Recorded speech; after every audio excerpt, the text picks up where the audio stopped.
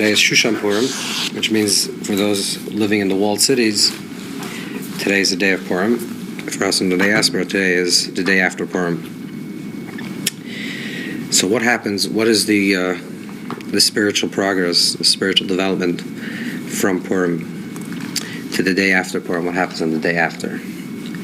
So if you observe a little bit about Purim, you'll see that it's very clearly a very loud, festive holiday, and it's a lot of noise and a lot of colors, a lot of imagery. According to the Arizal, the two rabbinic holidays, which is Hanukkah and Purim, corresponds to Netzach and Hod in the Sefirot. All the 7 holidays correspond to different emotional Sefirot. Pesach is Chesed, and Rosh Hashanah is Gvura. So in terms of the lower Sefirot, which is Netzach and Hod, Netzach is outward expression, and Hod is humility, is a quieter expression. So Netzach is the Purim Yom Tov, Purim holiday, which is very much outward and expressive, external, and Hanukkah is a much more subtle, quiet holiday. That's a holiday that we celebrate with candles and lights, and it's much more quieter. The actual process, the way we're supposed to reach, is on Purim. There's a custom, perhaps even a mitzvah, to drink to a point where a person reaches a place of Ad Lo Yada, a person reaches a point where they don't longer know.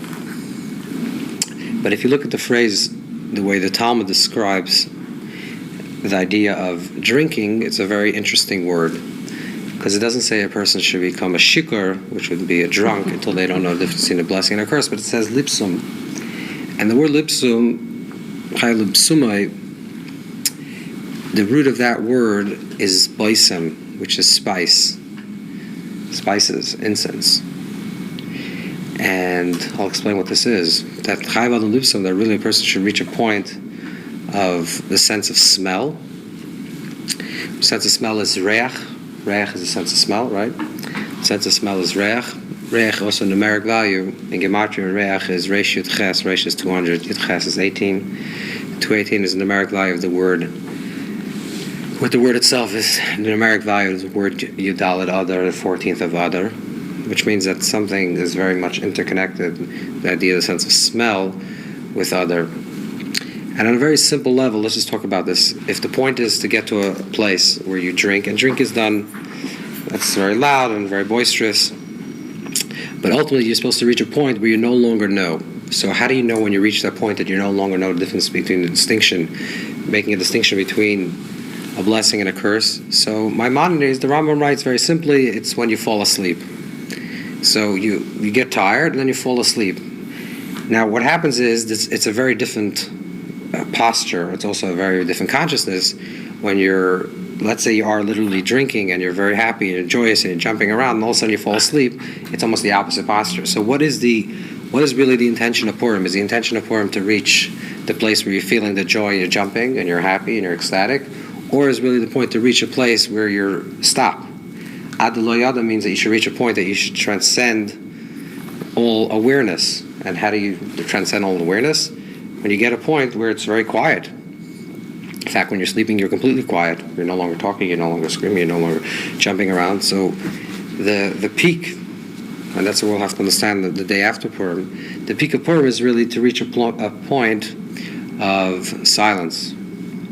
Let's try to understand this a little bit deeper. The idea of psamim, of reach, of a sense of smell. If we look also at the name Mordechai, which is the main figure in the Megillah story, right? So Mordechai, the word Mordechai is connected with the word Mardachya. The Talmud says a Mardachya is one of the incense that was brought in the altar in the temple. So Mordechai is connected with incense as well. And the same thing also Esther. Esther's name is really Hadassah. Hadassah is something that has a pleasant smell. Haman, even the evil character in the story, the Talmud asks, where is Haman rooted in the story of the Torah? Where do we find Haman's name? And it says, Hamina Eitz Hazeh Techelu. If you look back in the story of the Garden of Eden, it says, will you eat from this tree? Are you going to eat from this tree? And the word Hey Mem Nu, which spells the word Haman, appears in the Torah. So Esther, Mordechai, Haman are all traced back into the Garden of Eden. Wow. So what does that mean? If you look through the story in the Garden of Eden, in the story, you'll see that there's the tree of life, and then there's a tree of knowledge. The tree of knowledge is a place of distinctions where you're making distinctions. You're saying, this is a good and this is evil, this is an up and this is a down, this is right, this is wrong. That's the place of opposites, of duality. When Adam and Eve eat from the tree of knowledge, which eating represents they internalize the tree of knowledge, meaning they also identify themselves more with the tree of knowledge than with the tree of life. So the way the Torah describes this event is that they saw that the fruit was nice, and they tasted the food, and they touched the food, and Adam listened to what Chava had to say, and Chava listened to the snake. So all 4 out of the 5 senses are mentioned in the story. The sense of sight, the sense of hearing, the sense of taste, and the sense of touch. The only sense that's not mentioned in the Garden of Eden story is the sense of smell. And therefore, we say that the sense of smell is also a more spiritual sense than all the other senses. All the other senses are more connected with the tree of knowledge, which is the tree of duality, and the sense of smell is more deeply connected with the tree of life. How do we see that? We see this very simply even on a physical level. If, let's say, you had a very deep, very pronounced, very important experience when you were younger, let's say you were 10 years old, you were in a certain place and you heard a certain thing, you were in a certain thing, and you want to revisit that experience, or you want to go back to that place to recreate that experience, so you go back there. You'll find that when you go back there, and you go back to the same location, the same little house, same place, you can't really re-experience it that strongly. Sometimes you're just walking down the street, and it's random, you're not thinking about that place, and a smell comes back to you, that's something that you smelled in that location, and all of a sudden you're transplanted back into the place, even stronger than actually visualizing and seeing it. Why? Because the Kabbalistic reason for that is because the sense of smell is connected with the tree of life. The tree of life is one. The tree of knowledge is opposites. Opposites means that there's a yesterday, a today, and tomorrow, which is a creation or separation of time. The tree of life is where there is no separation or creation of time. So therefore, when you have the sense of smell, you're entering into the tree of life. In a deeper level, you're entering into more connected with the tree of life. And therefore, you can go to a place that's the past and the present, the future are all one. So even being here, you actually have a re-experiencing of your memory much stronger in the present. So the tree of life has to do with the sense of smell. We find this also in the Torah and other descriptions where, let's say, for example, where Isaac is going to bless his son, and his son is dressed up, Yaakov is dressed up like Esav. He touches him, he says, I feel one thing, but I'm smelling something else. I'm smelling you, it smells like paradise, which means that the concept of Gan Eden, of paradise, is connected with the sense of smell. In fact, when the prophet speaks about Messianic era, he says that Mashiach, the concept of Mashiach, will be Marayach V'dayin, that he'll be a person that will be able to judge by the sense of smell, that somehow the sense of smell will be elevated, and that's connected. So you have this idea of a higher consciousness connected with the sense of smell. So what we have here is like this, that on one hand, Purim is very loud and very noisy, and then on the other hand, the point of Purim, the peak of Purim, is not yada, is not awareness, and awareness is already where there's a sense of self. Let's go back into the garden again. What happens to Adam and Eve when they eat from the tree of knowledge? What's the first thing that they become aware of? They become aware of themselves. And because they become aware of themselves, they sense their separation. They sense their identity as their bodies. They sense that they're separate from each other, and therefore they become ashamed of each other, and they put on garments. So the first experience that they have tasting from the tree of knowledge is self-awareness, that they become aware. It's much like a child, when they're very little, are living really in the tree of life reality. They're not self-aware. They're not aware if they're making a fool out of themselves, so they're saying the right thing or doing the right thing. They are who they are always. A person that becomes a little older is always constantly reflecting upon themselves. Are they doing the right thing? Are they saying the right thing? Are they look the right way? They're always self-conscious. And what separates us really from experiencing life is our self-conscious, is that we're constantly self-conscious. Because we're self-conscious, we can't participate in the place of the tree of life. The tree of life is where there is no self-conscious. I'm not saying that we have to live there at all times. That's not the point. But I'm saying if we're talking about Purim, the idea of Purim, and we'll go back to the idea of Amalek, which is the great arch enemy, and that's the embodiment of Haman, represents Amalek. What is Amalek really? Amalek is really this idea of self-awareness. And it's like the snake that creates self-awareness and the tree of knowledge, that the person is knowing, becomes aware, and is aware of self. Once a person is aware of self and aware of the situation that they are in, automatically then they can't experience whatever they are. Let's say you're listening to music, for example, a very simple example, and you're aware that you're listening to the music, that you're not really appreciating music, or you're watching theater, or you're praying, or you're learning, whatever you're doing. If you're aware that you're experiencing it, then you're not fully experiencing it. Because the awareness, the das, actually causes a separation between us and the experience. The self-awareness, the awareness of self and the awareness that you are present in this experience separates you from the experience itself. So let's think about this in terms of Purim as well. If the whole idea of Purim is to get to a place of lo yada, a place of non-awareness, which is to get to a place where it's the tree of life, beyond the tree of knowledge, right? In Purim we say that a person should reach not knowing. What does it mean not knowing? You should go beyond the tree of knowing, Eitz Hadas, that's the tree of knowing, and reach a place that it's Eitz HaChaim, the tree of life. And if the point is to get to the place of the tree of life where you're experiencing everything in the moment, without the self-awareness, ultimately it's really about the silence then that comes after all the sound, because the sound is where you're present.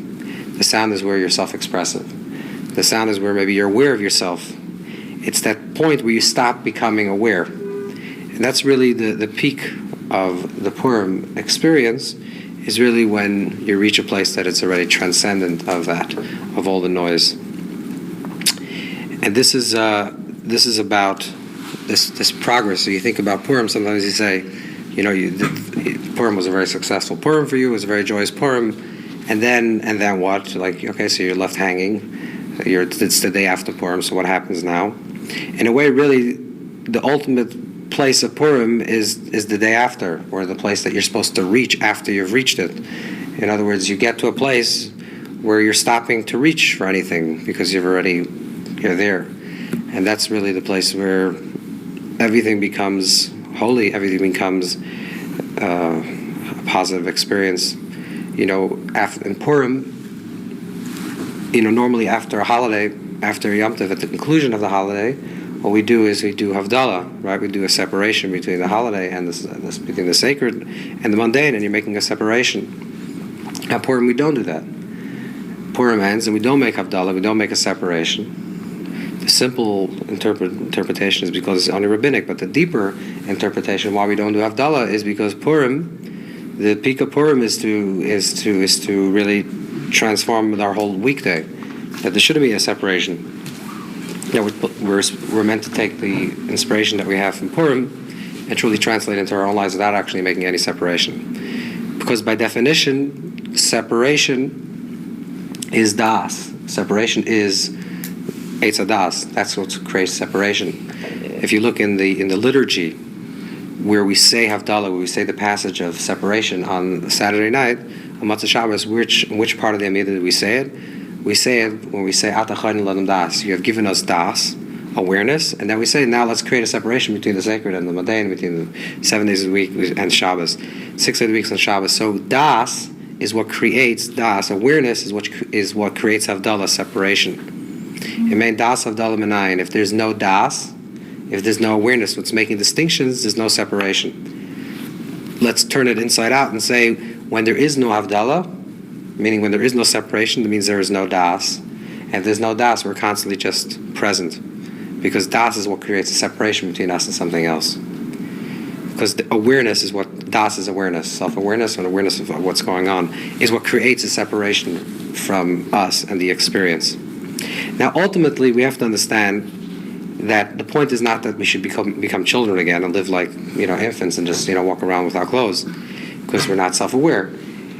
The ultimate experience is that we somehow have to learn how to integrate these two ideas And this is what the Arizal says. Eventually, we were supposed to eat from the tree of knowledge. Not that we were never supposed to eat from the tree of knowledge. We were supposed to eat from the tree of knowledge, but just not then. We were supposed to eat the tree of knowledge on Shabbos, not on Friday. Instead, we ate it too quickly, which means we were supposed to also have awareness, but our awareness has to come from a place of Shabbos, from a place of sacred, from a place of holy, and then we can have proper awareness. Mm-hmm. The problem is that we identify with awareness too strongly. In other words, Shabbos represents the tree of life. Weekday represents the tree of knowledge, the tree of opposites. We identify ourselves first with a das, and then we try to lose our das in order to be in a place of tree of life.